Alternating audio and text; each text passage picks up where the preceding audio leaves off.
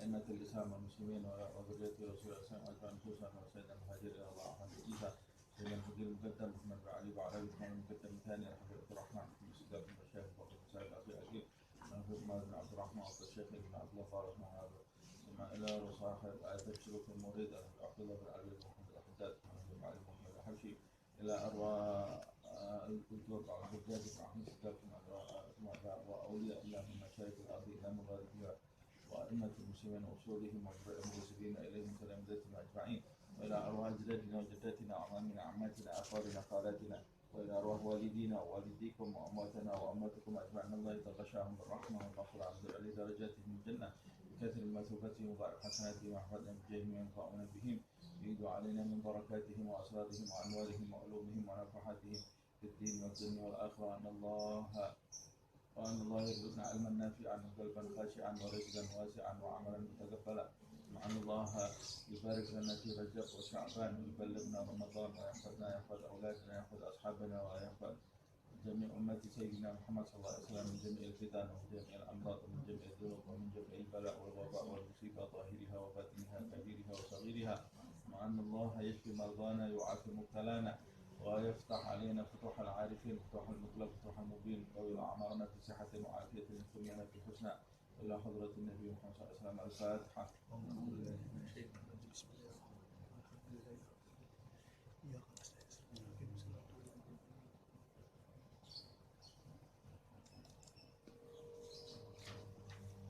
بسم الله الرحمن الرحيم الحمد لله رب العالمين اللهم صل وسلم على سيدنا محمد وعلى آل سيدنا محمد نوينا التعلم والتعليم والتذكر والتذكير والنفع والانتفاع والإفادة والاستفادة والحث على التمسك بكتاب الله وسنة رسوله والدعاء إلى الهدى والدلالة على الخير ابتغاء وجه الله ومرضاته وقربه وثوابه سبحانه وتعالى.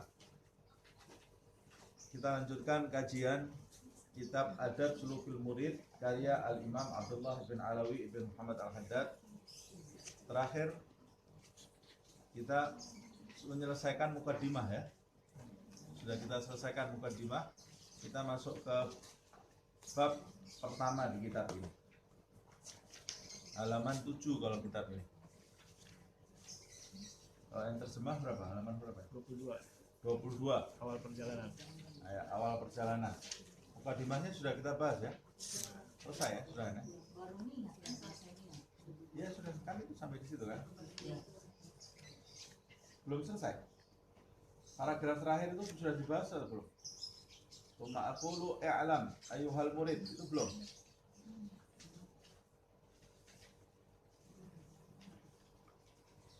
Terakhir kemarin di pertemuan yang terakhir kita membahas masalah niat.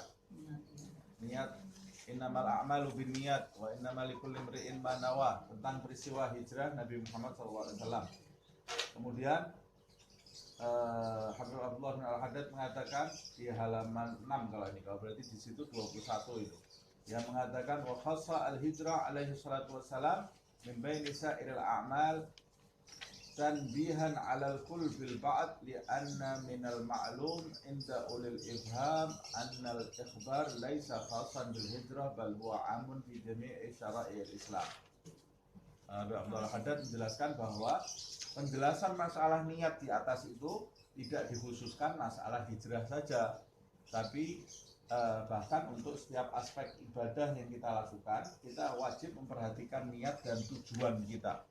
Nah ini sudah kita bahas di pertemuan yang lalu ditutup tsumma aqul i'lam ayyuhal murid at-talib al-mutawajjih ar-raghib annaka hina sa'altani an ab'ath ilayka syai'un minal kalam al-mansub ilayya lam yahdurni minhu ma ara munasiban lima anta bisabilihi wa qad ra'aitu an uqayyida fusulan wajizatan tashtamilu ala syai'in min adabil iradah bi ibaratin salisah wallahu as'alu ayyanfa'ani wa iyyaka wa sa'iral ikhwan bima yuriduhu aliyya min dzalika wa yusiluhu ilayya mimma hunalik fa huwa hasbi wa ni'mal wakil amin.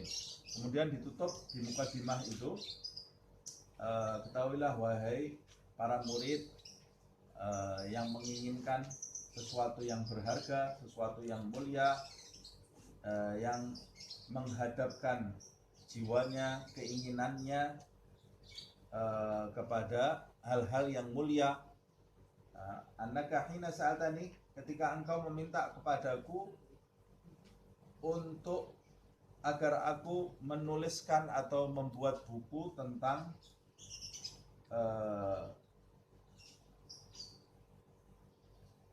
buku yang menjelaskan tentang perjalanan seorang murid, maksudnya ya, menuju kepada Allah Subhanahu wa taala. Jadi buku ini ditulis oleh Imam Abdullah bin Al-Haddad karena ada permintaan dari para murid gitu ya. Mereka itu datang ke Imam Abdullah bin Al-Haddad meminta kepada beliau untuk membuat kitab yang berkenaan dengan keinginan mereka untuk mendekat kepada Allah Subhanahu wa taala. Maka baru lahirlah kitab seperti ini. Nah, ulama-ulama yang punya keterikatan hati dengan Allah Subhanahu wa taala, mereka itu tidak pernah lalai dari Allah Subhanahu wa taala.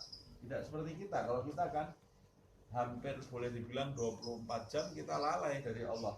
Saat sholat saja kita lalai dari Allah Subhanahu wa taala, apalagi di luar sholat.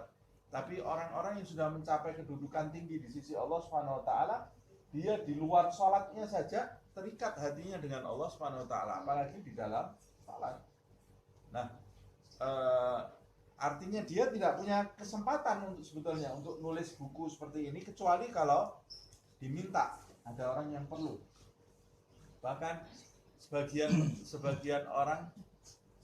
ulama yang punya kedudukan tinggi di sisi Allah itu mereka ada yang mengatakan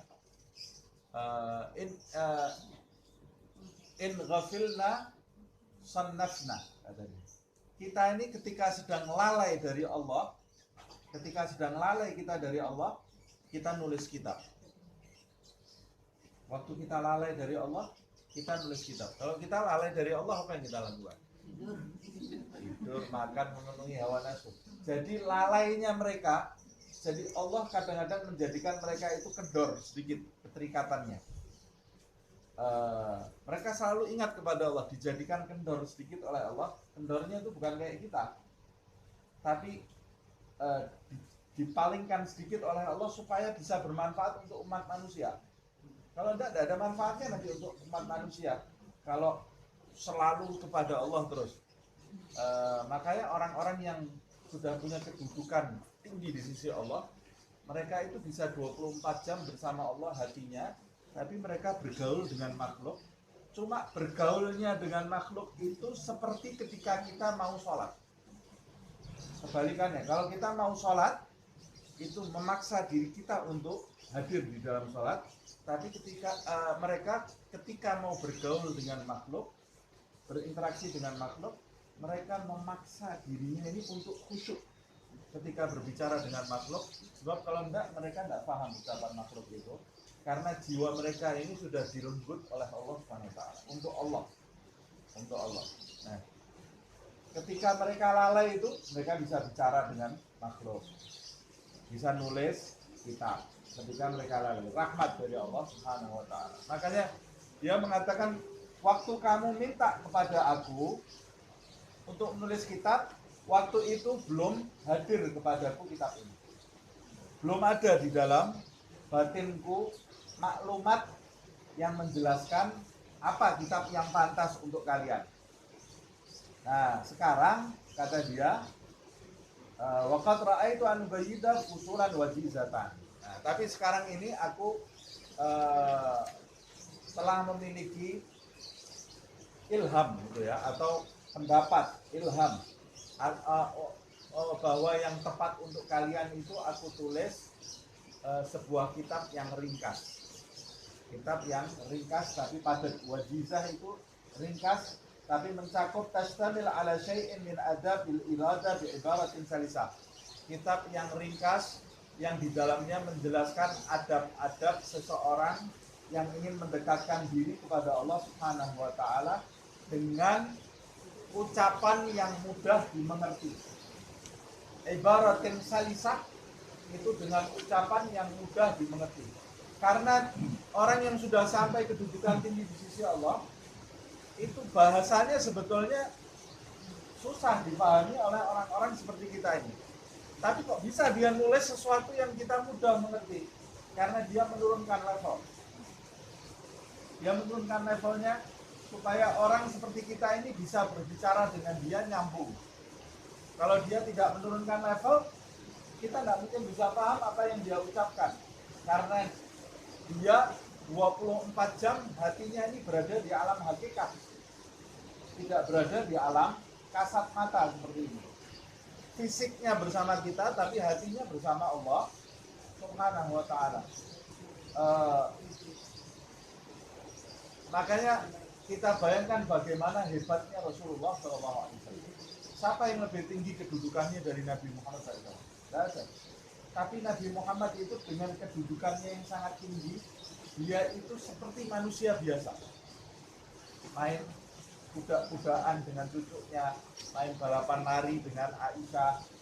Kadang-kadang Nabi itu ikut nyapu, kadang-kadang Nabi itu ikut jahit baju. Padahal dia ini sudah mencapai kedudukan yang paling tinggi di antara makhluk Allah Subhanahu wa ta'ala.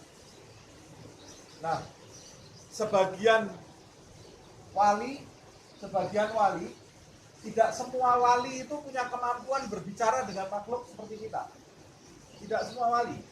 Sebagian dari mereka karena terlalu tenggelam di alam hakikat bersama Allah, mereka ini tidak bisa berinteraksi dengan makhluk.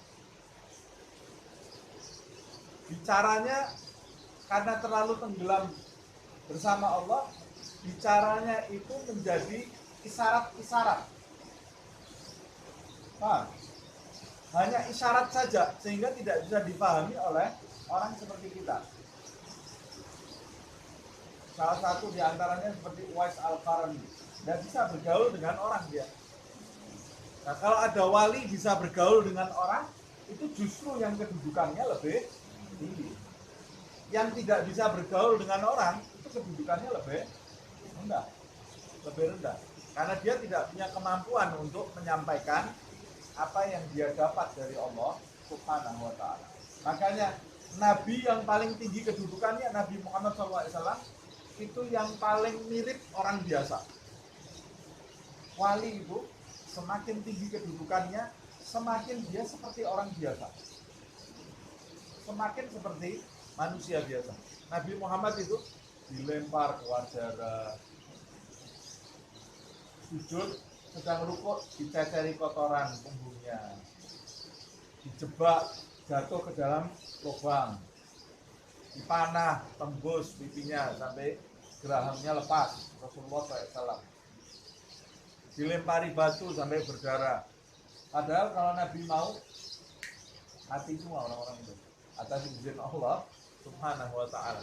Tapi semakin besar kedudukannya, semakin dia, makanya orang-orang itu kan katanya banyak wali. Kok orang-orang kafir itu tidak dibunuh semua saja selesai itu, daripada bumi orang Islam? Bukan seperti itu cara mainnya. Wali itu semakin besar kedudukannya di sisi Allah, semakin dia itu tidak bergerak kecuali atas izin Allah. Nabi Muhammad kalau mau, tidak ada perang Badar, tidak ada perang Uhud, tidak ada perang Tabuk. Itu orang kafir itu ditunjuk satu-satu oleh Nabi Muhammad, hilang semua dia, jadi debu semuanya. Tapi bukan begitu cara mainnya. Allah Subhanahu wa ta'ala itu menyukai hamba-hambanya yang beradab. Makanya orang yang paling beradab adalah orang yang menjalani hidup sesuai sunnatullah. Orang yang belum kenal Allah Subhanahu wa ta'ala, pasti dia hidupnya mau cari ringkas, mau cari jalan pintas. Kalau orang yang kenal Allah Subhanahu wa ta'ala sakit, dia pasti datang ke dokter berobat. Obatnya pahit diminum. Ini orang yang kenal sunnatullah. Itu justru orang yang tinggi kedudukannya di sisi Allah. Tapi orang yang tidak kenal sunnatullah, sakit, ya Allah sembuhkan, pokoknya sembuh, males dia berikhtiar. Padahal ikhtiar itu bagian dari keinginan Allah Subhanahu wa ta'ala. Walaupun di antara kehidupan wali-wali, di antara kehidupan para nabi, itu ada yang ditampakkan oleh Allah Subhanahu wa taala, mereka mendapat sesuatu tanpa ikhtiar, menunjukkan kelebihan mereka di sisi Allah Subhanahu wa taala. Ini saya ngomong ini paham enggak ini? Paham ya? Nah, saya kan mau menjelaskan Habib Abdullah bin Ali Al-Haddad ini menulis buku ini menurunkan levelnya supaya orang seperti kita ini paham. Nah, kemudian dia mengucapkan di akhir, wallahu as'alu ya ayyam fa'ani wa iyyaka wa sa'iril ikhwan. Aku memohon kepada Allah Subhanahu wa taala agar memberikan manfaat kepada kalian dan kepada seluruh saudara-saudara kita, bima yuriduhu alayya min dalik, manfaat seperti yang aku inginkan. Wa yusiluhu ilayya mimma hunalik fa huwa hasbi wa ni'mal wakil. Dan terakhir ditutup dengan doa supaya kitab ini mendatangkan manfaat kepada siapa yang membacanya dan menjadi sarana bagi penulisnya untuk mencapai kedudukan di sisi Allah Subhanahu wa taala, juga bagi pembacanya bahwa hasbi wa ni'mal wakil, dia Allah Subhanahu wa taala cukup bagiku Allah dan dialah sebaik-baik wakil. Nah, kita masuk sekarang ke pasal pertama. Di mukadimah kita sudah mempelajari tujuan dan niat. Sangat penting sekali untuk kita ingat-ingat bahwa tujuan kita membaca kitab ini adalah Allah, bukan selain Allah Subhanahu wa taala. Faslun itu pasal. Pasal dalam bahasa Indonesia atau faslun itu artinya perpindahan dari topik yang satu menuju kepada topik berikutnya. Ada namanya faslun. Artinya secara bahasa faslun itu apa? Faslun itu artinya pemisah atau pemutus. Faslun artinya pemisah atau pemutus. Makanya kelas dalam bahasa Arabnya kelas 1, kelas 2, kelas 3, faslul awal, faslul tsani, faslul tsalits. Artinya kelas pertama. Kelas kedua itu pemisah topik kelas pertama. Dalam bahasa Arab, faslun itu juga berarti pasal. Dalam bahasa Indonesia pasal. Bisa juga berarti bab. Kalau bab itu pintu pertama, pintu kedua. Jamaknya adalah abwab. Nah, tapi kalau di dalam kitab-kitab bahasa Indonesia yang lazim disebutnya bab, ya. Bab. Kalau di dalam bahasa Arab, bab itu ada di dalam pasal. Jadi kadang-kadang pasal, di dalam pasal itu ada bab-bab, gitu ya. Tapi dalam bahasa Indonesia bab itu kadang-kadang diterjemahkan dengan pasal, tapi tidak ada masalah lah. Yang penting itu istilah saja. Dalam undang-undang Indonesia juga ada pasal, dalam hukum pasal, ya, pasal. Nah, kita lanjutkan. Sebetulnya ada perbedaan antara pasal dengan bab, tapi saya tidak akan masuk ke dalam pembahasan itu. Nanti kita tidak baca-baca kitab ini, ya. Faslun. Pasal pertama. I'lam anna awwal at-tariq ba'ithun qawiyyun yuqdafu fi qalbil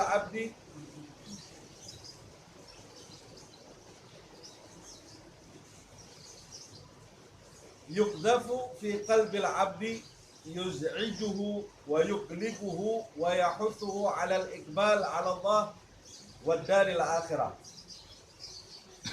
Kata beliau, ketahuilah hai para murid, hai orang-orang yang menginginkan kedudukan di sisi Allah, anna awwalat tariq, sesungguhnya permulaan perjalanan seorang hamba dalam mendekatkan diri kepada Allah Subhanahu wa taala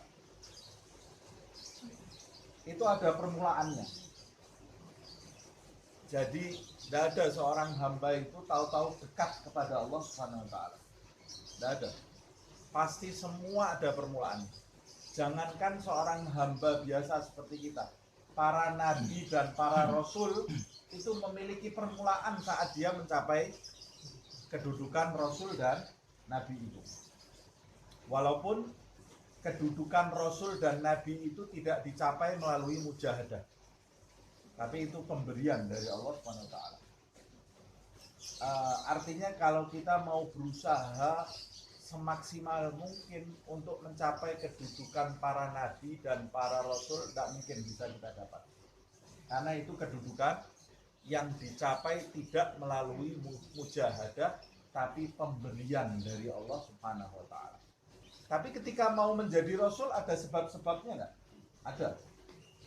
Ada permulaannya enggak? Ada ceritanya.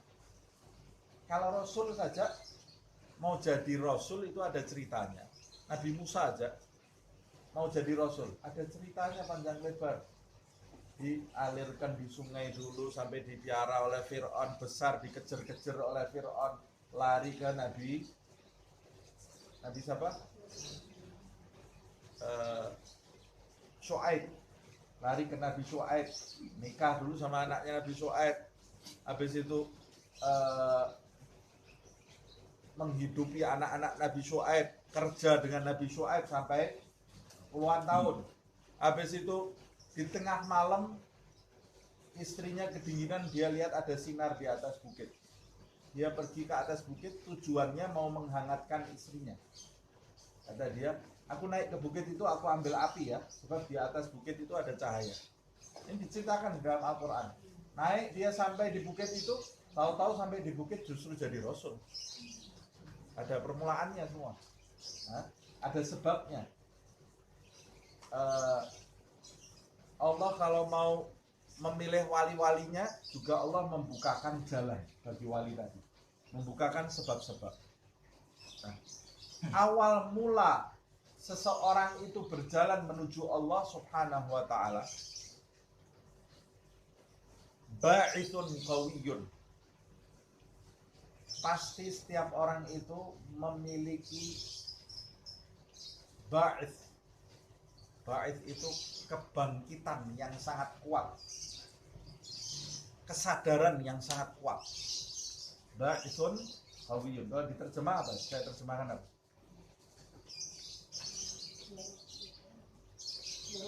Dorongan. Ya, ba'ith bisa jadi dorongan atau kebangkitan. Ba'ats, satu akar kata dengan ba'at kan, hari kebangkitan. Dorongan atau kesadaran atau kebangkitan, tapi bukan dorongan yang biasa-biasa. Ba'ithun qawiyun. Ada tiba-tiba muncul dorongan di dalam hatinya, dorongan yang kuat. Kalau ada ba'ithun qawiyun, dorongan yang kuat, berarti ada dorongan yang lemah. Kadang-kadang manusia itu ketika dia bergelimang dalam kelalaian, dalam hal yang tidak manfaat, apalagi dalam hal yang haram, tiba-tiba dia kadang-kadang timbul dalam hatinya dorongan yang lemah, nangis. Ya Allah, kok hidup saya seperti ini ya? Nangis dia. Ya Allah, saya kok dari dulu sampai sekarang seperti ini ya? Sumpah hatinya. Itu dorongan di dalam hati sebetulnya. Karena sebetulnya di dalam jiwa kita semua ini ada roh yang kalau kita tidak hidup sesuai dengan fitrah, roh ini akan tersiksa di dalam hati kita. Setiap manusia yang hidupnya keluar dari fitrahnya, lalai, itu akan menjadikan hidupnya ini tersiksa. Makanya kalau orang suka sumpek, ya orang zaman sekarang ini semua Ustaz, sumpek Ustaz, ya Allah, kok gini hidup saya Ustaz ya, saya curhat semuanya itu. Nah, apa sebabnya? Sebabnya itu kamu keluar dari fitrah. Yang menjadikan kamu gundah itu sebenarnya yang gundah adalah fitrah kamu, ruh kamu yang ada di dalam hati itu terpenjara, terpendam. Karena kamu hidupnya mencari kepuasan hawa nafsu, mencari kepuasan syahwat. Kepuasan hawa nafsu dan syahwat itu bisa makan terus, bisa minum terus, bisa ngelamun terus. Ada orang yang kepuasannya ngelamun, enak aja duduk ngelamun, pokoknya tidak ada yang ganggu. Me time itu boleh enggak? Boleh. Tapi kalau me time-nya 24 jam enggak boleh. Itu kepuasan hawa nafsu ini. Enggak boleh. Pokoknya enggak mau diganggu. Enggak mau diganggu suaminya, enggak mau diganggu istrinya, enggak mau diganggu anaknya. Pokoknya saya sendiri. Enggak betul. Itu hawa nafsu. nanti hidupnya pasti akan sumpah. Ada orang yang kepuasannya nonton, ada orang yang kepuasannya tidur, ada orang yang kepuasannya ngobrol, ngomong terus, ada orang yang kepuasannya keluar, nggak betah di rumah, pokoknya keluar terus. Jadi dia mencari kepuasan dengan keluar itu, pokoknya di luar. Ada orang yang kepuasannya pokoknya sama temen terus, nggak bisa hidup sendiri. Itu tidak betul, tidak betul. Jadi bagaimana? Harusnya roh kita yang di dalam hati kita itu akan puas jika kita mematahkan segala ketergantungan kepada selain Allah Subhanahu wa taala. Tapi itu nanti pembahasan di depan. Sekarang kan kita baru membahas dorongan pertama. Nah, ketika kita dalam keadaan menjalani hidup yang keluar dari fitrah itu, kadang-kadang kan kita sendiri suka merasakan, suka nangis gitu. Tapi nangis sebentar, habis itu kembali lagi. Itu sebetulnya ada dorongan itu ya. Kadang-kadang juga kita tengah-tengah di jalan, di tengah-tengah kita lalai, kita melihat sesuatu yang mengingatkan kita tentang akhirat. Tersentak, sehingga timbul di dalam hati kita niatan, dorongan. Habis ini saya mau keluarlah dari zona ini. Ini tidak baik ini, zona ini. Saya mau mulai mendalami spiritual, rohani, sampai ketemu teman lagi hilang. Tidak bisa dia, tidak bisa. Kenapa? Karena dorongannya sangat lemah. Sebab dorongan di dalam hati itu ada yang baik, ada yang buruk. Ada dorongan baik yang lemah, ada dorongan baik yang kuat, ada dorongan buruk yang lemah, ada dorongan buruk yang kuat. Kadang-kadang yang lemah ini kalau kita ijabahi, yang lemah itu kalau kita seriusi bisa jadi kuat. Sebaliknya seperti itu. Dorongan buruk yang lemah kalau kita layani bisa jadi kuat juga. Nah, ada dorongan yang kita harus menyambut dulu, pelan-pelan kita sambut, tambah lama tambah kuat, tambah kuat. Ada dorongan yang kita tidak usah menyambut, kita langsung mengarah ke mengikuti dorongan tadi karena terlalu kuat. Nah, itu dorongan itu ada bermacam-macam di dalam hati. Sumbernya juga bermacam-macam, tapi kita juga tidak akan mempelajari sekarang. Dorongan itu ada dari Allah, ada dari malaikat, ada dari setan, ada dari nafsu. Ada dari nafsu. Dorongan yang di dalam hati. Nah, tapi ini yang menggerakkan seorang murid bergerak mengarah kepada Allah Subhanahu wa taala pasti ba'itsun qawiyun. Dorongan yang sangat kuat. Dorongan yang sangat kuat ini pun kalau tidak di-maintain, tidak dirawat, ya dia juga bisa hilang loh ya. Bisa lenyap ya. Jadi kadang-kadang kita dorongan yang kuat, sholat sunnah, tidak ada yang bisa menghalangi kita sholat sunnah. Allah, nangis kita. Zuhur begitu lagi. Allahu Akbar. Asar dorongannya sangat kuat. Diajak bicara orang, jangan ngajak saya bicara. Saya mau sholat sunnah. Maghrib seperti itu. Isya, selesai isya sudah tidak ada lagi pada nonton televisi. Ketawa-ketawa. Bicaranya mulai ngawur-ngawur. Sampai nyerempet-nyerempet, gosip, hilang dorongannya tadi. Padahal kuat. Padahal kuat dorongannya itu ya. Nah, kita ini akan mempelajari dorongan yang kuat ini dan cara memanage dorongan tadi ya, di bab ini. Sebab semua orang yang bergerak menuju Allah Subhanahu wa taala tidak mungkin dia bergerak menuju kepada Allah kecuali dia terlebih dahulu mendapat dorongan yang kuat. Ba'itsun qawiyun. Dorongan yang kuat ini yuqdhafu fi qalbil 'abdi. Siapa yang melempar? Dorongan yang kuat yang dibentikkan, dilemparkan ke dalam hati seorang hamba. Yang lempar sama Allah. Kalau sama Allah tidak ditiup ini, tidak jalan hamba itu. Kalau Allah tidak menghembuskan hidayah ke dalam hati seorang hamba, tidak jalan, tidak mungkin jalan. Tidak mungkin jalan.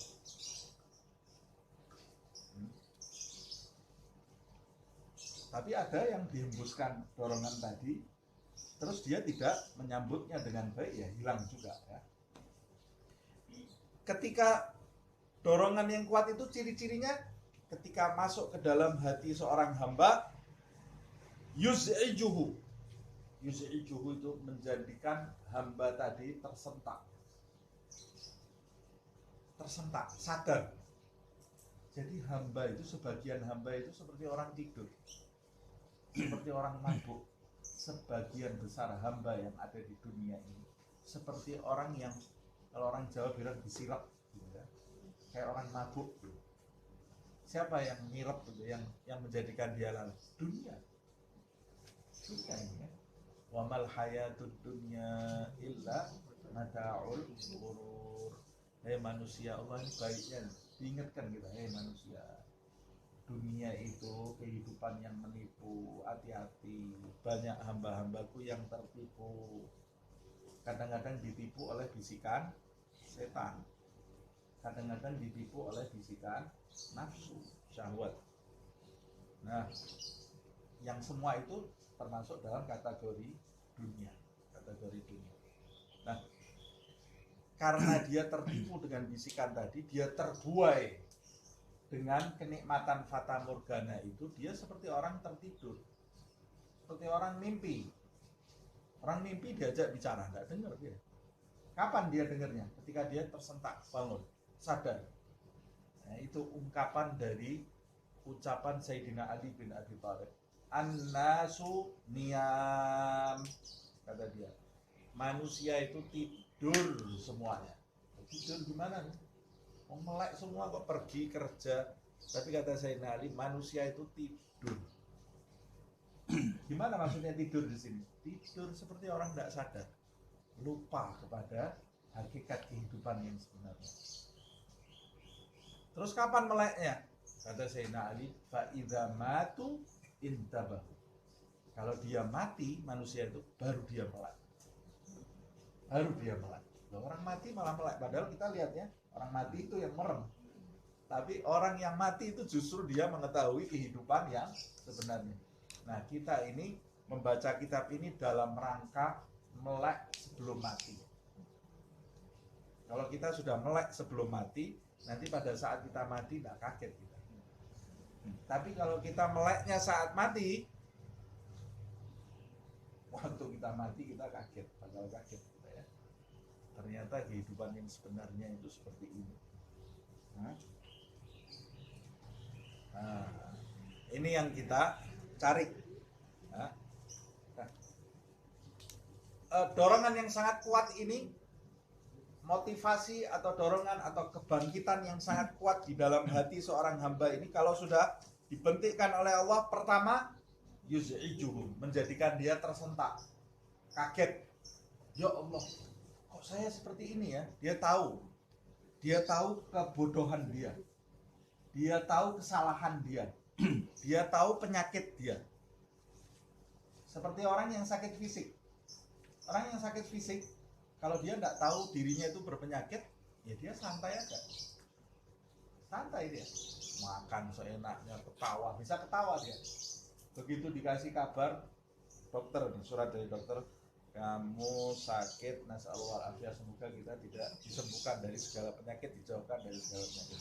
Umpamanya surat dari dokter, kamu sakit kanker stadium 4. Bisa ketawa nggak ya? Nggak bisa, baru. Berarti ngawur-ngawuran saya selama ini ngawur saya ini ya. Kamu sakit jantung penyumbatan, tinggal 1%. Berarti saya ngawur, makan daging, makan macam-macam. Dikasih peringatan sama Allah itu lewat suratnya dokter ya, supaya dia sadar bahwa dia ini salah selama ini. Nah, itu jasa. Sayangnya manusia itu sadarnya untuk urusan jasa. Nah, urusan rohani itu lebih penting daripada urusan jasad. Nah, urusan rohani itu kalau dia sadar, dia akan tersentak seperti itu. Ya Allah, ini salah saya selama ini. Umur saya tinggal seberapa ini? Saya tidak tahu kapan Israel datang. La haula wala quwata illa billah. Kaget dia, tersentak. Terus wa yuglikuhu. Yuglikuhu itu menjadikan dia gelisah atas situasinya yang tidak benar itu. Jadi bukan cuma kaget saja, menjadikan dia gelisah, yuglikuhu. Kalau sudah gelisah dia bisa ketawa. Bisa ketawa sebelum dia mendapatkan apa yang dia cari.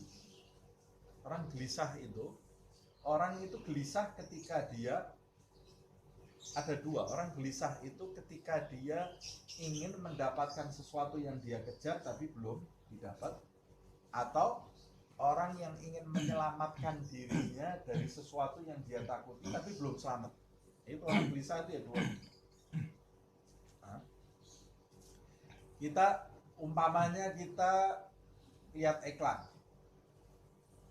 ada tas yang baru, bagusnya luar biasa tasnya. Nyantol nih, tas ini nyantol di pikiran kita terus ini, nggak bisa keluar, bisa tidur, gelisah kita. Kapan ini besok ini? Kapan besok? Lihat jam. Ini mallnya bukanya jam berapa? Tokonya jam berapa? Nggak bisa tidur sebelum kita dapat tas itu. Nah, orang kan macam-macam keinginannya.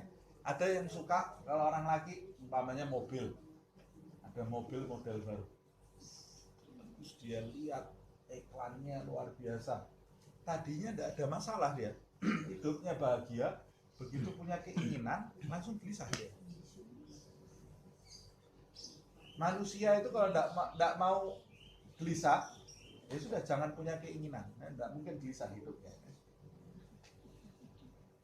Yang menjadikan kita gelisah hidup di dunia ini karena kita punya keinginan.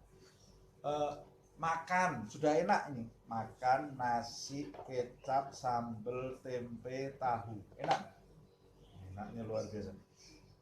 Biasa setiap hari makan seperti itu, tiba-tiba di depan lihat ada orang makannya pakai daging ayam, pakai ini. Saya mau itu daging sama ayam. Ini nasi, tempe, tahu ini yang enak jadi tidak enak, jadi gelisah. Jadi gelisah. Sama seperti itu.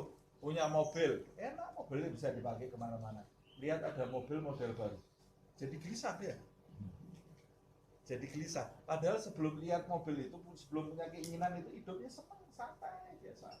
Begitu punya keinginan, rusak kebahagiaannya. Nah, atau sama seperti itu ketika dia takut terhadap sesuatu, pasti gelisah hidupnya sampai dia bebas dari sesuatu yang dia takuti. Nah, tapi ini kegelisahan yang mulia. Kalau tadi kegelisahan masalah dunia, kita ini diperintahkan gelisah untuk urusan akhirat, bukan urusan dunia. Dunia yang kita cari itu hilang, akan hilang. Gelisah untuk urusan akhirat, tapi karena lemahnya iman kita ini tidak pernah merasa kehilangan akhirat. Padahal setiap detik itu berapa hal berharga di akhirat itu yang lepas dari tangan kita.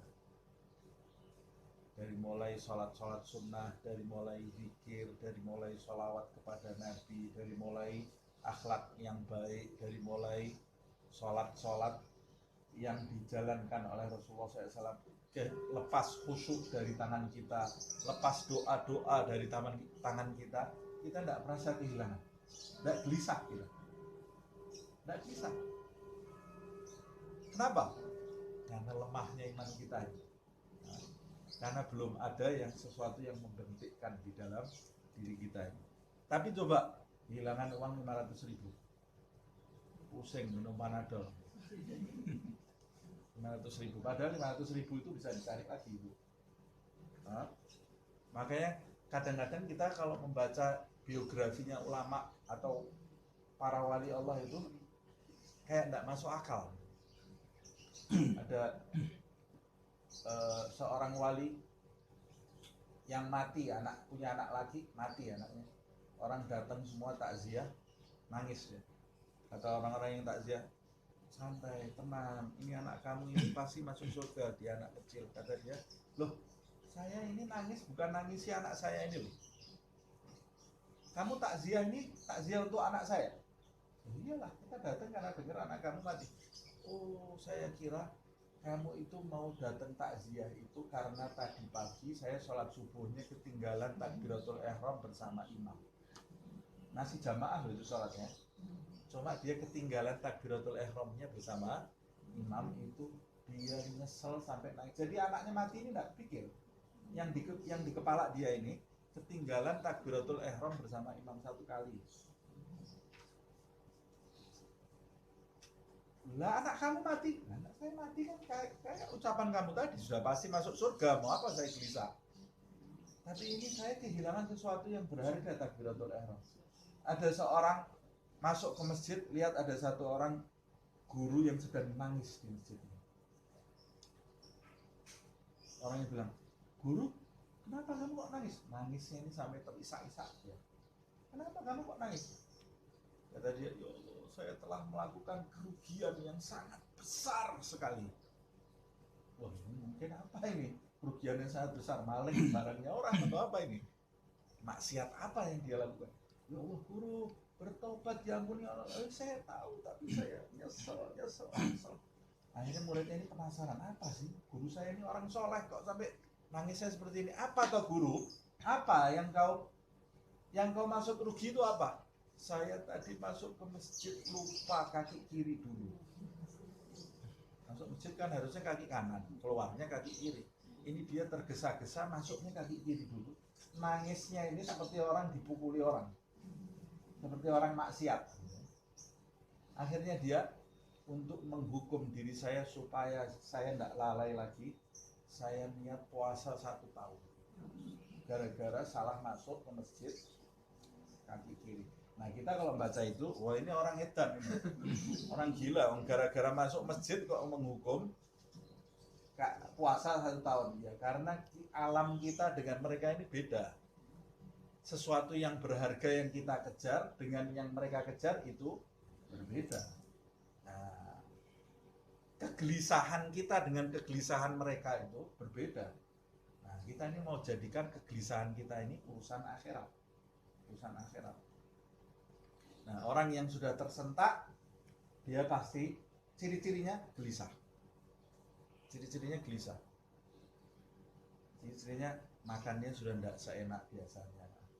Sudah orang ketawa-ketawa dia ya, ketawanya cuma biasa-biasa. Kenapa? Karena dia punya keinginan yang belum sampai. Keinginan apa itu? Sampai kepada Allah Subhanahu wa taala. Kedudukan di sisi Allah Subhanahu wa taala.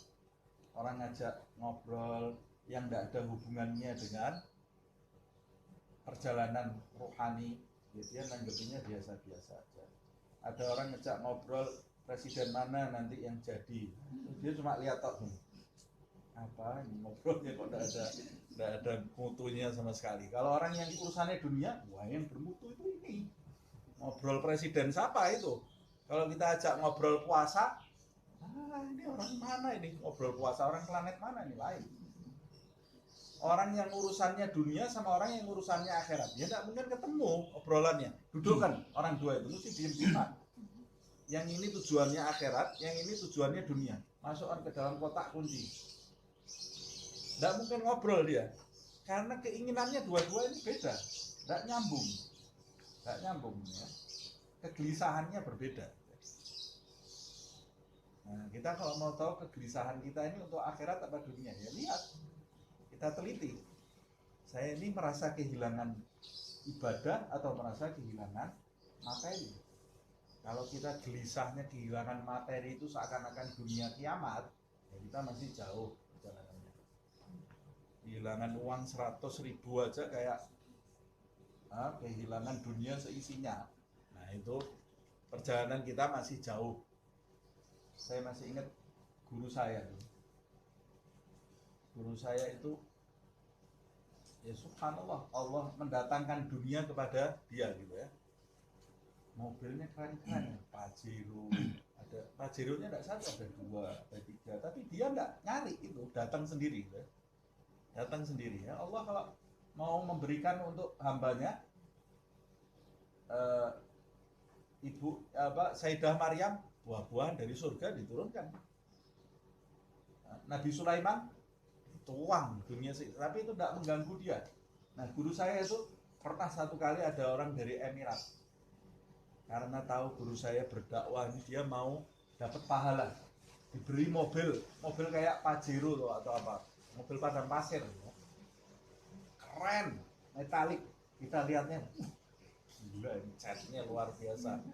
Kebetulan saya itu suka sama mobil ya, saya lihat dipakai pergi berdakwah, balik itu baret-baret dari depan, dari belakang, baret semua pinggirnya. Mungkin karena medannya padang pasir, dia turun dari mobil, masuk ke rumahnya biasa, baretnya tidak dilihat. Ya sudah, besok ya seperti itu lagi. Nah, kalau saya ini tidak bisa tidur malam ini, baret ini ada suara tak tak tak tak tak di mobil aja saya bisa tidak tidur. Nah, ini baret dari depan sampai belakang biasa aja, biasa. Karena bukan itu yang dia cari gitu ya. Ya sudah, ini mobil, ini mau kita kasih mobil dari emas.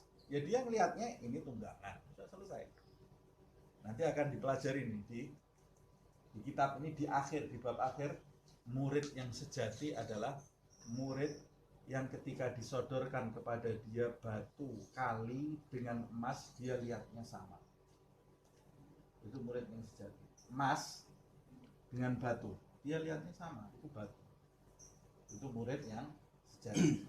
Sebab tujuan dia itu bukan itu. Makanya kita kalau sudah tahu masalah ini, tidak heran lagi kita kenapa Rasulullah SAW pernah bersabda, tadi malam ada emas sebesar gunung Uhud menawarkan dirinya untuk aku miliki. Sebesar gunung Uhud loh. Kita sejempol aja, wah, sudah bahagianya luar biasa ya. Sebesar gunung Uhud, ingin emasnya ini datang ke Nabi, ingin dimiliki oleh Nabi. Tapi aku tolak.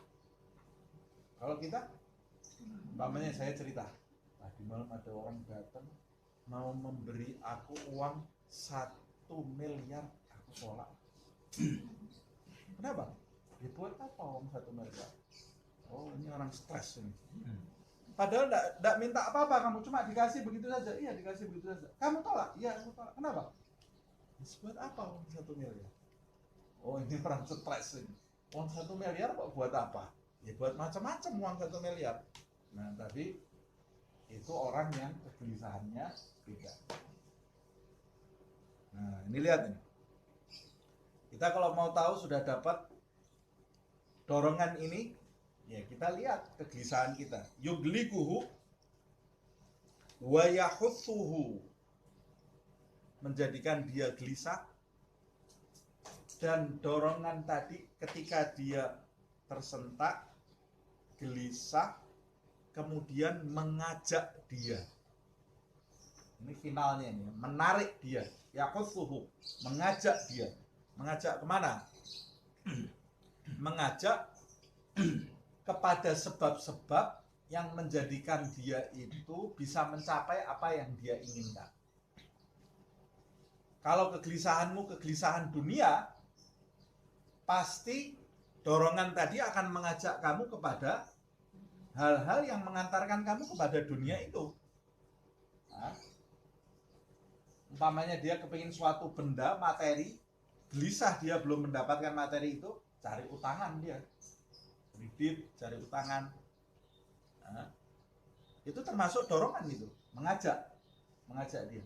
Kadang-kadang orang kalau sudah terlalu cinta betul terhadap sesuatu, dia tidak peduli lagi, dia korbankan semuanya untuk apa yang dia inginkan.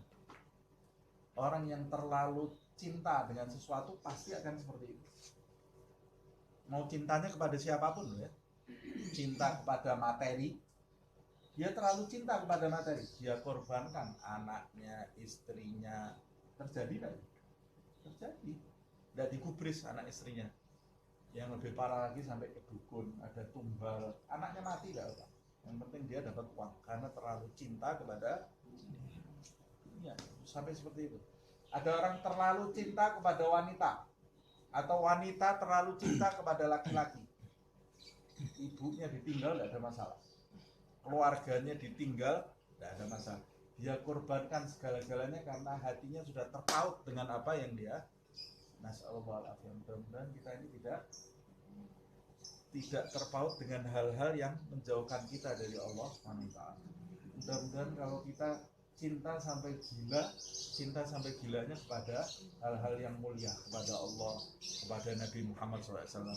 Nah, sahabat itu gila, mabuk cinta kepada Allah dan Nabi Muhammad SAW. Maka dia korbankan segala-galanya untuk Allah dan Nabi Muhammad SAW. Nah, kalau kita gila cintanya ini bukan kepada Allah, bukan kepada Nabi Muhammad, ya kita korbankan untuk selain itu.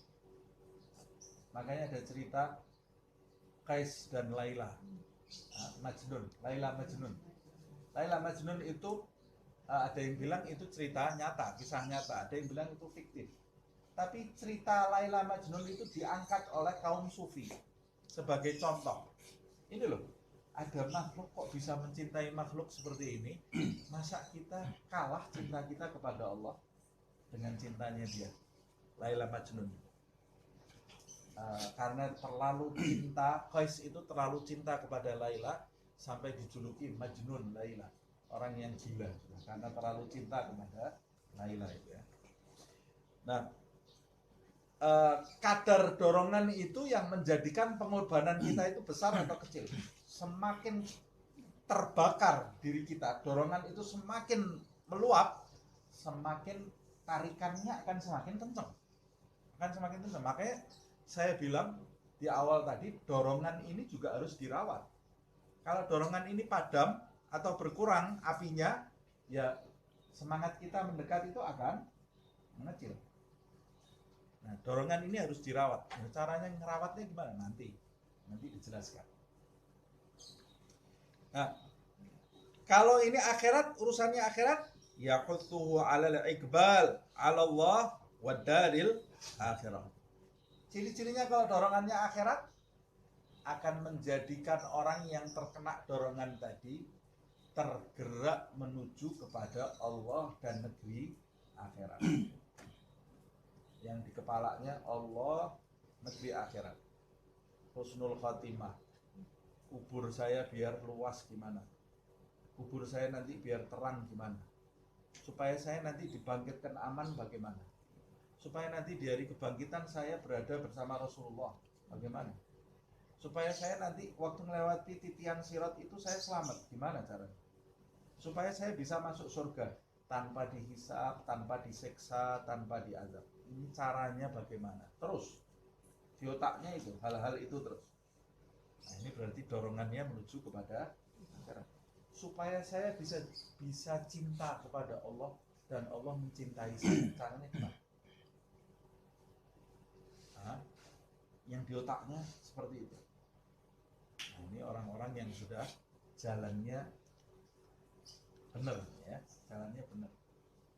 Nah, kita ini sekarang ingin mencintai siapa dan ingin dicintai siapa, itu penting. Itu penting. Saya ingin dicintai suami saya gimana? Ya Allah, suami kamu sama kamu sama. Dicintai oleh Allah. Caranya bagaimana? Dicintai oleh Allah. Dan dicintai oleh orang-orang yang dicintai oleh Allah Subhanahu wa ta'ala, dicintai oleh Nabi Muhammad. Nabi Muhammad, kalau tiba-tiba datang Nabi Muhammad bilang aku cinta kepada, waduh, tamat itu hidup kita, sudah selesai sampai di level yang paling atas. Bayangkan sahabat itu seperti Mu'ad, ya Mu'ad inni uhibbuk. Rasulullah bilang ke Mu'ad, hai Mu'ad, aku ini cinta kepada kamu. Tamat sudah, perjalanannya sudah tamat. Dicintai oleh Rasulullah Shallallahu Alaihi Wasallam. Sayyidina Ali bin Abi Thalib disebutkan dalam riwayat, Rasulullah sedang duduk bersama Sayyidina Abbas, tiba-tiba datang Sayyidina Ali. Waktu datang Sayyidina Ali, Rasulullah itu berdiri dipegang oleh Nabi, didudukkan di depannya Nabi Muhammad SAW, lututnya dengan lutut Nabi itu berdempetan. Sayyidina Abbas dan Sayyidina Abdullah bin Abbas lihat peristiwa itu. Nabi ini sama Sayyidina Ali kok ya lebih ya. Terus mereka tanya, ya Rasulullah, awatuhibbu, apa kamu mencintai orang ini ya Rasulullah, kok sampai lebih-lebih kayak gitu? Kata Rasulullah SAW, ya am, hai paman. Karena yang tanya Sayyidina Abbas itu, ya am, kaifa la uhibbuhu wallahu yuhibbuhu. Bagaimana aku tidak mencintai orang ini? Allah aja mencintai dia, masa aku tidak mencintai? Karena Nabi itu pasti mencintai orang yang dicintai Allah Subhanahu wa Ta'ala. Nah itu bagaimana itu kalau kita yang di posisi itu? Tidak bisa tidur berhari-hari kita dicintai Rasulullah SAW. Bagaimana kalau yang cinta Allah? Lebih lagi. Allah kalau sudah cinta kepada hambanya, dalam riwayat disebutkan, innallaha idza ahabba 'abdahu nada Jibril. Allah itu ketika dia sudah cinta kepada hambanya, Allah manggil Jibril. Dipanggil. Pemimpinnya malaikat dipanggil oleh Allah. Ya Jibril, inni uhibbu fulanan fa ahibbah. Hai Jibril, aku cinta kepada si fulan itu. Bayangkan kalau itu nama kita yang disebut oleh Allah. Aku cinta kepada si fulan itu, hai Jibril, maka kau, hai Jibril, cintai dia. Jibril ini disuruh oleh Allah cintai, ya sudah cinta sih Jibril. Nah, kemudian kata Rasulullah SAW, Jibril itu keluar bertemu dengan penduduk langit seluruhnya, terus mengumumkan, mendeklarasikan ke penduduk langit, ya ahlas sama, hai penduduk langit semuanya, innallaha yuhibbu fulanan fa'ahibbu. Hai penduduk langit semuanya, malaikatnya semua, roh-rohnya semuanya, sesungguhnya Allah mencintai si fulan itu. Siapa si fulan? Ya manusia seperti kita. Makan, minum, tidur, masuk kamar mandi, ya sakit, lempar keluar darahnya, tapi Allah mencintai dia. Allah mencintai si fulan itu. Hai kalian penduduk langit, cintailah mereka, cintailah orang itu. Semua penduduk langit mencintai. Nikmatnya luar biasa. Mudah-mudahan kita termasuk orang-orang yang mencintai dan dicintai Allah Subhanahu wa Ta'ala. Amin. Nah, ini ciri-cirinya mengarah kepada Allah Subhanahu wa Ta'ala dan negeri akhirat. Pikirannya ke negeri akhirat. Ini ciri-ciri pertamanya. Ciri-ciri keduanya, wa 'alal i'rad 'anid dunya, dan berpaling dari dunia. Berpaling dari dunia. Terus gimana maksudnya berpaling dari dunia? Sudah tidak kerja lagi, tidak makan, tidak minum, ya mati kalau tidak makan, tidak minum. Tidak tidur, ya tidur, makan, minum. Dan terus maksudnya berpaling dari dunia, maksudnya hatinya berpaling dari dunia. Ya dia kerja untuk nyambung hidup, makan untuk nyambung hidup, tidur untuk nyambung hidup. Bicara dengan orang itu ada kepentingan-kepentingan akhirat, tidak ada kepentingan dunia. Kepentingannya semua akhirat. Sampai bercanda kepentingannya akhirat. Bercanda pun kepentingannya akhirat. Diam kepentingan akhirat. Bicara kepentingan akhirat. Duduk kepentingan akhirat. Bergerak kepentingannya akhirat. Sebab hatinya berpaling dari kepentingan dunia. Sebaliknya ada orang makan kepentingan dunia, minum kepentingan dunia, syahwat. Kalau sudah syahwat, makan nggak enak ini. Makanya Rasulullah SAW itu seumur hidupnya tidak pernah mencaci makanan. Seumur hidupnya Nabi tidak pernah mencaci makan. Dikasih makan sama siapapun, pokoknya halal, dimakan oleh Nabi dan tidak pernah dicaci oleh Nabi. Sampai istrinya pernah ngasih cuka sama gandum, itu dimakan sampai lahap.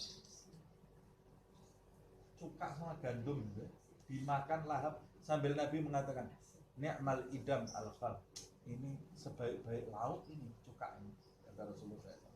Padahal gandum cuma cuka. Kita sudah ada gado-gadonya, tempe, kerupuk, tahu, makannya cuma ini. Terus satu ketika Rasulullah diundang oleh sahabat, diundang makan.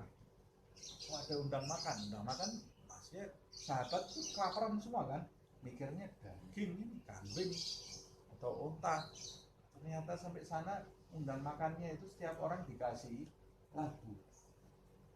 Labu sudah tidak ada apa-apa karena miskin semua ya, dikasih labu. Nah sahabat itu sebagian besar nggak doyan labu.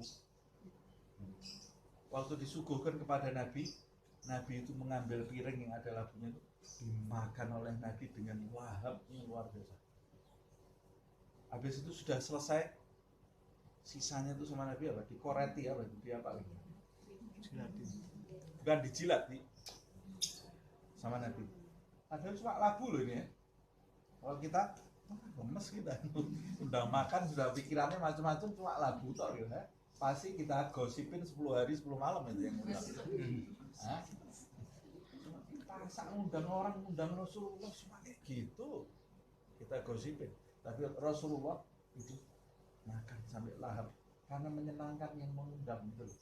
Berapa banyak orang di antara kita ini sekarang mematahkan hati orang,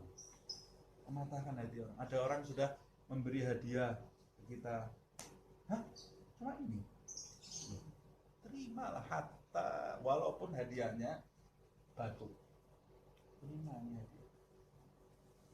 hadiahnya air, suguhannya air, minum, terima. Jangan patahkan hati hamba Allah Subhanahu wa ta'ala. Ini Rasulullah SAW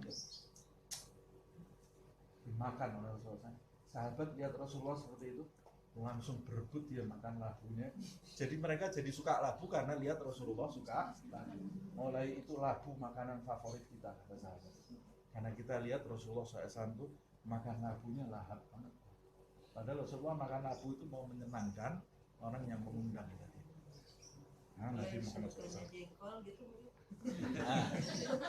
Nggak apa-apa. Kalau Rasulullah makanan yang ada aromanya, Rasulullah menyatakan, saya tidak makan makanan yang terlalu kuat aromanya karena saya selalu berzikir. Rasulullah itu tidak pernah berzikir.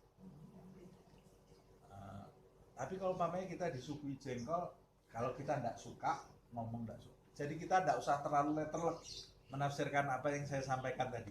Ya kalau kita tidak suka, tidak apa-apa, ngomong tidak suka. Tapi dengan cara yang tidak mematahkan dia, tidak mematahkan hatinya. Umpamanya, oh tidak usah lah, tidak usah, terima kasih. Saya sudah ketemu kamu saja, saya sudah puas. Saya ini datang ke sini cuma mau lihat kamu. Bukan untuk ini, bukan untuk makan. Nah, tapi kalau kita begitu kan dia terlihat wajahnya agak sedih ya, sudah makan lah jengkol dimakan. Nanti habis itu sikatan kan bisa. Nah, kita lihat situasinya. Kalau bisa kita tidak makan karena kita tidak suka ya tidak ada masalah. Tapi kalau itu mematahkan dia, makan. Habib Umar bin Hafid itu pernah diundang waktu dia masih di Beirut, bukan kita. Diundang tengah malam ini, dipersilakan masuk oleh seseorang. Ya, Habib masuk ke rumah saya, Habib masuk gitu. Habib saya tidak punya apa-apa kecuali kopi ini, Habib. Kopi. Nah, tamu ini menyajikan kopi tidak pakai lihat ini kopi yang sebelah mana, tidak pakai dilihat. Pokoknya ada kopi karena dia bahagia ini Habib Umar bin Hafid datang itu disajikan kopinya. Ngobrol, Habib Umar diambil kopinya diminum, ngobrol terus diminum sampai kira-kira sudah puas tamunya. Apa yang punya rumah itu Habib Umar mohon diri, kopinya tidak habis. Berdiri Habib Umar keluar. Nah orang-orang yang cinta sama Habib Umar ini mau cari berkah ini, kopinya disisai kan, minum kopi itu mau muntah semuanya. Tidak ada yang tahan, ternyata itu kopi basi. Kopi basi, jadi salah. Yang punya rumah itu salah ngambil, ya, karena kondisinya sangat minim sekali. Salah mengambil cangkir, jadi istrinya sampai malu, dia akhirnya minta maaf. Habis enak kok kopi tadi mas. Karena tidak mau mematahkan hati. Habib Abdul Qadir bin Ahmad pernah diundang oleh seseorang di rumahnya. Selesai undang makan, turun diantar ke mobil kan, diantar ke mobil, masuk ke mobil, pintu dibukakan pintunya oleh yang punya rumah, kemudian ditutupkan oleh yang punya rumah dari cintanya kepada Habib Abdul Qadir bin Ahmad. Baru meninggal 2010 yang lalu. Ditutup, ngobrol dulu. Biasa kan? Belum mobil jalan, ngobrol dulu. Selesai pamit, jalan. Sampai di pertengahan jalan, kira-kira sudah jauh dari rumah orang itu, dia bilang ke Habib Ali Al-Jufri. Habib Ali Al-Jufri waktu itu masih kecil, di belakang. Ali, turun kamu, tolong bukakan pintunya, saya tidak bisa bukanya pintunya. Loh kenapa? Tangan saya kejepit. Tangan ini kejepit pintu. Jadi waktu orang itu nutup pintu, karena dia sudah tua kan, sudah sepuh.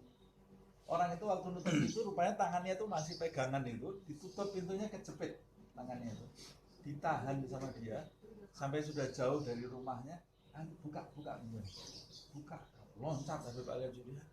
Kenapa tidak dari tadi dibukanya? Saya kesian sama yang punya rumah itu, nanti kalau dia sampai nyesel, jepitkan tangan saya. Gara-gara dia sudah puas melayani saya, jangan sampai saya mematahkan hatinya, penutupannya jepitkan tangan saya. Nanti nyesel dia, kegembiraannya itu hilang. Dia tahan rasa sakit itu karena takut melukai hati orang. Nah, kita ini nggak ada yang kita tahan, semuanya kita ucapkan. Jadi berapa banyak orang yang sakit gara-gara kita? Ada berapa banyak manusia yang tidak bisa tidur semalam gara-gara mikirkan ucapan kita. Ucapan kita yang menyakitkan hatinya. Terus kita mau dapat kedudukan dari mana? Padahal kita itu diperintahkan berbicara yang baik. Berbicara yang baik, senangkan semua orang. Senangkan semua orang. Senangkan orang yang di atas, senangkan orang yang di bawah. Senangkan orang yang muda, senangkan orang yang tua. Senangkan kerabat saya, senangkan orang lain. Bahkan senangkan orang yang seagama dengan saya, senangkan orang yang lain agama. Bahkan senangkan seluruh makhluk Allah. Kucing, anjing, semuanya senangkan. Apalagi manusia. Jangan sakiti. Kalau kita bisa berbicara dengan baik, kenapa harus tidak baik ngomongnya? Bicara yang baik. Karena tabiatnya manusia itu tidak kuat hatinya mendengarkan ucapan yang tidak baik. Itu sudah tabiat manusia. Kata Imam Ghazali, kamu kalau mau bicara kepada orang, arahkan dulu pembicaraanmu itu kepada kamu. Suka enggak ini kalau saya dibeginikan sama orang? Kalau ada orang ngomong ke saya dengan cara seperti ini, saya suka enggak? Enggak suka. Kalau gitu kamu jangan ngomong ke orang dengan cara seperti itu. Nah, jangan ngomong dengan orang dengan cara seperti itu. Nah, ini saya kemana-mana loh ini ya. Berpaling dari dunia kan ini ceritanya. Berpaling dari dunia. Wa ammal khalqu mashghuluna bihi min amaratiha wa jam'iha wa tamattu' bi syahawatiha wal iqtirar bi zakharifiha. Berpaling dari dunia dan berpaling dari kesibukan makhluk terhadap dunia tadi. Apa kesibukannya makhluk di dunia ini? Bangunan dunia, bangun dunia. Orang yang akhirat, dia tidak mikir bangunan dunia, yang dia pikir itu bangunan akhirat. Orang yang hatinya mengarah ke akhirat, dia tidak mikir kamar utama di rumahnya, yang dia pikir kuburan. Kuburan saya ini nanti enak apa enggak? Dia tidak mikir kamar utama saya itu harus paling enak. Kuburan kamu itu loh, nanti enak enggak? Kamar utama kamu tuh kamu tiduri berapa kali setiap hari? Masuk ke situ kamu berapa jam? Paling sudah waktunya kamu ngantuk, kamu ke situ tidur enggak sadar kamu. Nah nanti kamu di kuburan nyaman enggak? Minimal senyaman kamar utama kamu itu. Nah, jadi kuburannya dingin, terang. Karena kita ini di kuburan tidak 1 hari 2 hari, ratusan tahun. Nah, orang yang menuju akhirat, dia tidak sibuk seperti orang dunia. Orang dunia sibuk memakmurkan, membangun dunia. Orang akhirat sibuk membangun akhirat. Kemudian wa imaratiha wa jam'iha, seperti sebagian besar orang yang kerjanya mengumpulkan dunia, rakus mengumpulkan dunia. Orang akhirat kerjanya mengumpulkan akhirat. Orang dunia kerjanya mengumpulkan dunia.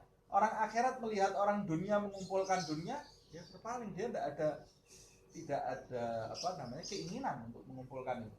Tapi maksudnya mengumpulkan rakus loh ya. Jangan terus selesai pengajian ini tidak ada yang kerja. Enggak. Kumpulkan kekayaan dunia tapi tujuannya untuk akhirat, bukan karena rakus. Bukan karena rakus. Karena Nabi Sulaiman kaya, sahabat juga banyak yang kaya, kerja dia, tapi tidak untuk dunia, kerja untuk akhirat. Wa tamattu bi syahawatiha.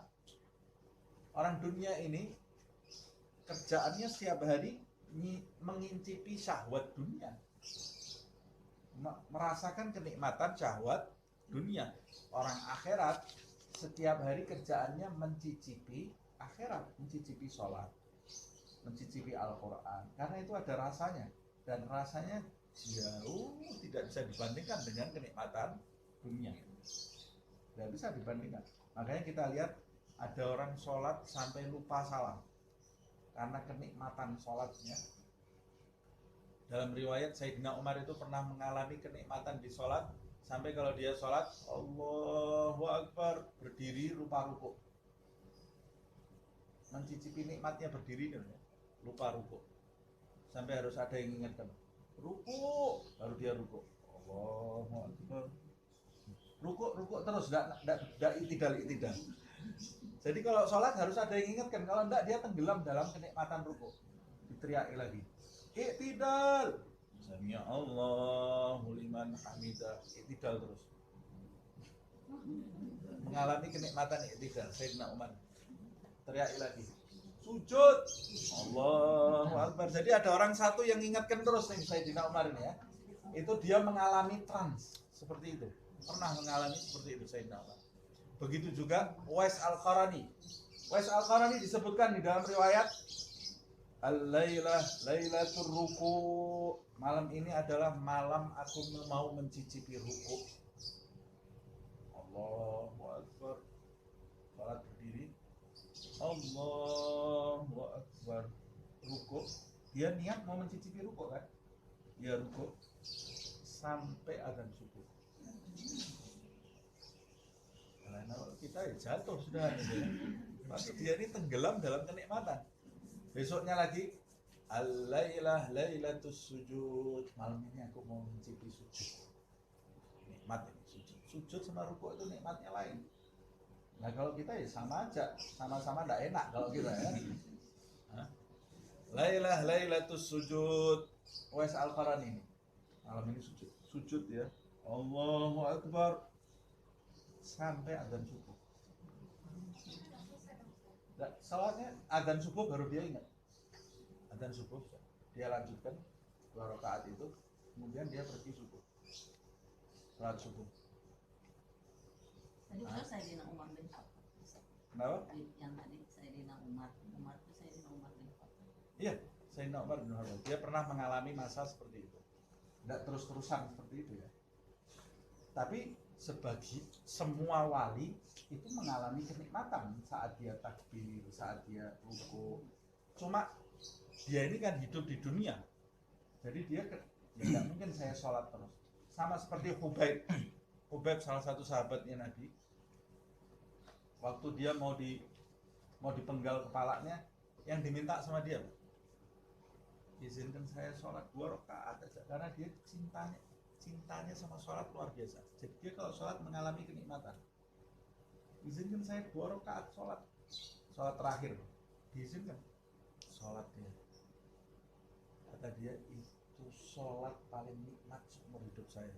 Sholat sebelum dipenggal kepalanya.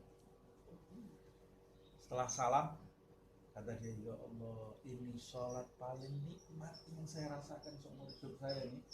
Kalau bukan gara-gara saya takut kalian mengira saya ini pengecut, sholatnya dilama-lamakan ini biar tidak dibunuh-bunuh.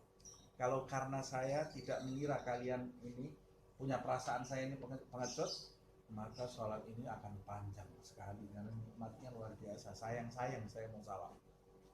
Nah, tapi dia tahu dia ini masih di dunia. Kadang-kadang orang-orang besar itu mengalami sesuatu tidak sadar dia. Nah, yang tidak sadar itu jadi kayak Sayyidina Umar itu pas tidak sadar, ya. Bisa jadi berlebih gitu, tidak sadar, tenggelam dalam kenikmatan. Nah, kalau kita kan rasanya masakan A, masakan B, masakan C, itu yang nikmatnya kita. Sholat ini kapan kita mau merasakan kenikmatan sholat? Nah, karena kita belum condong untuk mencicipi kenikmatan itu, ya kita tidak dapat, kita tidak mencari itu, ya. Nah, wal iqtirar bizakharifiha, dan orang akhirat itu berpaling dari berbangga-bangga terhadap dunia. Dia sama sekali tidak bangga terhadap dunia. Mobil saya hebat, bangunan saya hebat, anak saya banyak, anak saya laki semuanya. Kenapa? Terus kalau laki terus kenapa? Anak saya itu harus bangga. Orang akhirat tidak ada sama sekali bangganya terhadap itu. Kecuali kalau anaknya tumbuh jadi anak-anak yang soleh, itu dia bersyukur kepada Allah SWT. Tapi membanggakan itu kepada orang lain, apalagi kalau bangga di atas mobil, hebat ini saya, orang-orang ini, wah itu cuma naik sepeda. Tidak ada orang akhirat seperti ini. Ada orang bangga dengan penampilan, ada orang bangga dengan kecantikannya, dengan ketampanannya. Orang akhirat tidak ada seperti itu. Karena semua ini kullu syai'in halikun, semua ini hilang, lenyap. Paras kita ini nanti akan lenyap. Kecantikan, kegantengan kita juga akan lenyap. Dan tunggu 50 tahun, giginya sudah masalah semuanya, mata sudah mulai masalah, telinga mulai masalah, rambut sudah disemir putih semuanya. Rambutnya sudah putih semua. Tidak habis. Terus apa lagi yang mau kita katakan? Kenikmatan apa yang mau kita cari? Ya, kenikmatan akhirat itu yang abadi. Nah, ini ciri-cirinya. Perjalanan seorang murid pertama pasti ada dorongan ini. Kalau tidak ada dorongan ini, tidak jalan. Nah, dorongan ini terus caranya mendapatkan bagaimana? Caranya mendapatkan dorongan ini kita lanjutkan di pertemuan yang akan datang, supaya penasaran. Kalau tidak penasaran kan tidak datang lagi.